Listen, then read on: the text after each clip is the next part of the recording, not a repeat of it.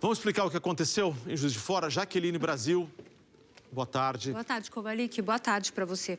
Jaque, conta pra gente, existe uma combinação de fatores, você já estava chamando atenção para isso ontem e, infelizmente, o que estava se prevendo aconteceu. Agora explica pra gente exatamente o que está acontecendo, por favor. Estamos desde cedo monitorando, correndo atrás das informações para achar exatamente o que houve, imagens do satélite. E realmente, existe uma combinação de fatores. E um dos principais motivos que não tem nada a ver com o fator climático, o relevo. Grande parte da cidade é formada por morros e serras, com uma altitude que varia de 470 metros a quase 1 quilômetro.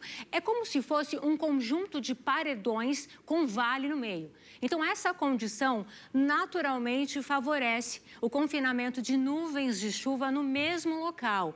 Ainda mais se sistemas meteorológicos estiverem direcionados para a mesma região, e foi o que aconteceu. Olha só aqui a imagem do satélite. O corredor de umidade que vem da Amazônia é canalizado por essa frente fria que está distante, mas na altura do Rio de Janeiro. Portanto, o corredor atravessa o país, o sudeste, passando por Minas Gerais. Ao mesmo tempo, a entrada do vento frio e úmido que vem do oceano. Ocorre, então, o choque do ar quente com o ar frio, resultando na formação das nuvens cumulonimbus. Elas podem se espalhar ou se concentrar no mesmo lugar. Vai depender da topografia da região. Quanto mais morros e serras, maior a probabilidade de concentração desse temporal na mesma região. E foi o que ocorreu em Juiz de Fora. Uma chuva volumosa, como disse o Kovalik, os nossos repórteres, uma chuva volumosa equivalente à média do mês caindo em poucas horas. Então o solo simplesmente satura e desliza de uma vez. E o que a gente está vendo agora em animação, né, Jaque, foi o que aconteceu, que a gente viu nas imagens do Globocop. Aliás, são imagens muito parecidas, foi exatamente isso, né? E o Globocop mostrou... Sim.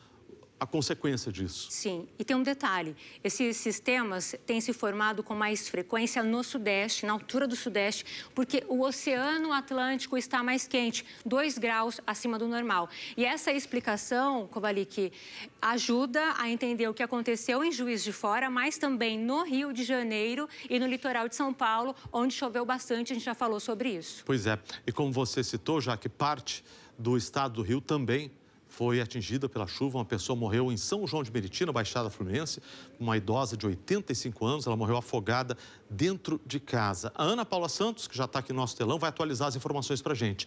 Ana Paula, boa tarde. Boa tarde.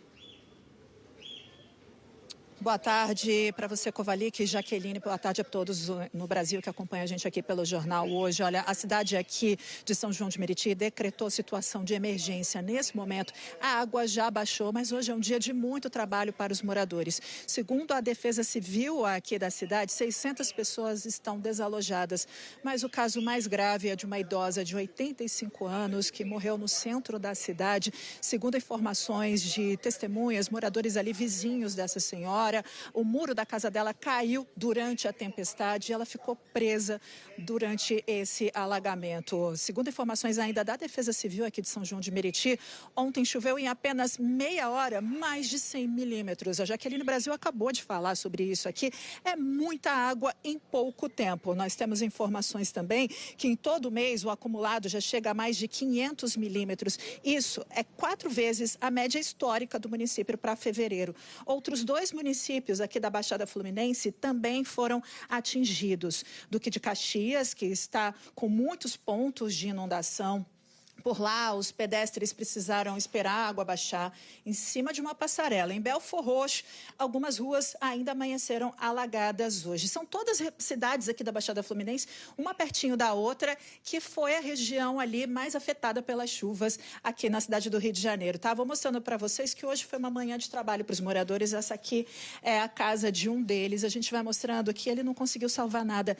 Olha, é muita tristeza mostrar isso para vocês. Eu já fui a várias casas, estão todas assim. E aqui, realmente, hoje é um dia muito difícil, porque ainda tem previsão de mais chuva para hoje. Kovalik e Jaqueline. Obrigado, Ana. Uma boa tarde para você. E como você bem mencionou, Jaque, isso também aconteceu aqui no litoral de São Paulo, também Sim. em São Paulo. Em Peruíbe, aqui no litoral de São Paulo, o prefeitura decretou situação de emergência. Imagens de drone mostram bairros de Peruíbe ainda alagados depois da chuva dos últimos dias. Os próprios moradores têm ajudado a retirar de casa quem está ilhado. Eu estou querendo atravessar para lá, para ir na casa da minha sogra, para ajudar lá, porque a água tá pela canela, a uma certa altura, que impede ela de sair, ela está ilhada. E eu moro aqui há mais de 26 anos. É uma das piores enchentes que teve aqui. Eu estou esperando o nível abaixar um pouco para dar um suporte para minha ex-esposa e meu filho de 14 anos, menor de idade, que estão literalmente ilhados e não tem como entrar e sair. Então eu vim de São Paulo, eles me ligaram, eu estou descendo. O filho dela pegou no meu rostinho falando, acorda, acorda. A água subindo, a água subindo. Daí que eu me acordei. Há pelo menos 10 horas não chove aqui em Peruíbe, mas o nível da água não baixa por causa dos rios que transbordaram e engoliram ruas e avenidas. Quem precisa trabalhar se arrisca na travessia, enquanto alguns esperam o escoamento. 3 abrigos foram montados na cidade. Muitas pessoas também conseguiram ir para a casa de parentes, mas há quem, mesmo com a casa cheia de água, não queira sair por medo de saque. A gente tem que cuidar das coisas lá, né? Então a gente vai continuar lá, onde está, mas a gente preferia ir sim, mas só que tem que tomar de conta das coisas. Pelo segundo dia seguido, os 7.200 alunos da rede municipal ficaram sem aulas e o município decretou situação de emergência. A medida inicia uma série de ações de enfrentamento aos estragos pelos próximos 180 dias. Com o solo encharcado, o risco de alagamentos e deslizamentos permanece alto. E tem previsão de mais chuva para essa semana. Principalmente a partir de quarta-feira ou quinta-feira ainda temos a previsão de uns volumes um pouco mais expressivos aqui para a região ainda. Principalmente o litoral do estado de São Paulo. Estamos com um gabinete de crise montado lá no nosso centro de gerenciamento de emergências para a gente monitorar e trazer as informações e orientar o direcionamento das ações aqui no município. A sensação foi a mesma da última vez que teve enchente.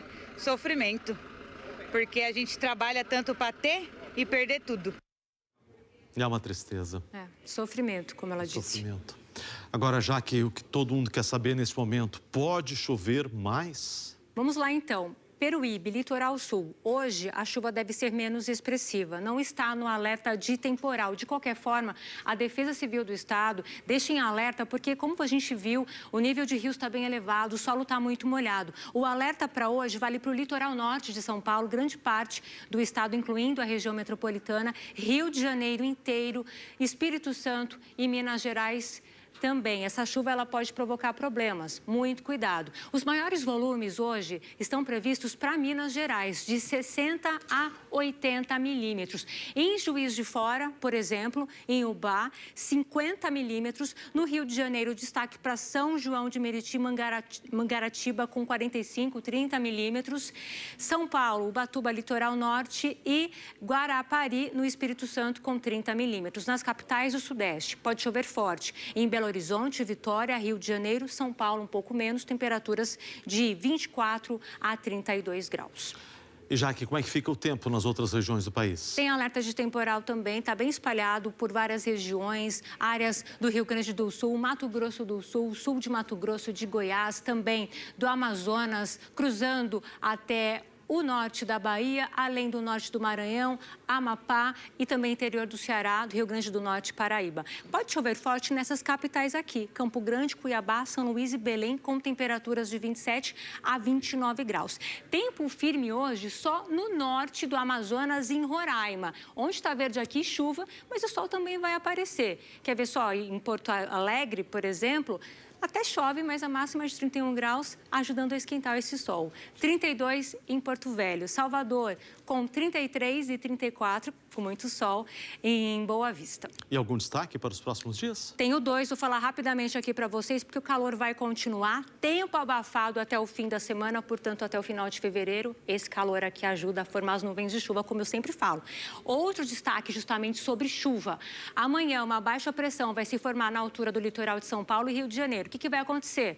Vai manter ali a canalização daquele corredor de umidade. Ele vai ficar mais forte, vai virar umas acas e aí sabe o que acontece, Kovalik? Maiores volumes a partir de quinta-feira para Minas Gerais, Espírito Santo, Rio de Janeiro e Goiás. Portanto, permanece o alerta de muita chuva para locais que já estão recebendo muita água. Portanto, atenção total para o resto da semana. Sim. Agora, já que é importante nessa hora ajudar quem precisa, mas também é importante fazer com que a nossa ajuda chegue a quem precisa, né? Sim. Por isso é sempre bom destacar, você já está vendo aí na sua tela, o site paraquemdoar.com.br, é um serviço da Globo, tem lá várias instituições que efetivamente fazem a sua ajuda chegar a quem precisa.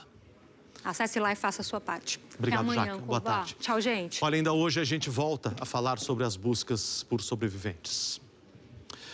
Nos Estados Unidos, uma tempestade histórica cobriu partes do Nordeste com mais de 60 centímetros de neve. Hoje de manhã, estradas e escolas começaram a reabrir. Vamos falar ao vivo com a correspondente Carolina Cimente para saber como é que está a situação em Nova York.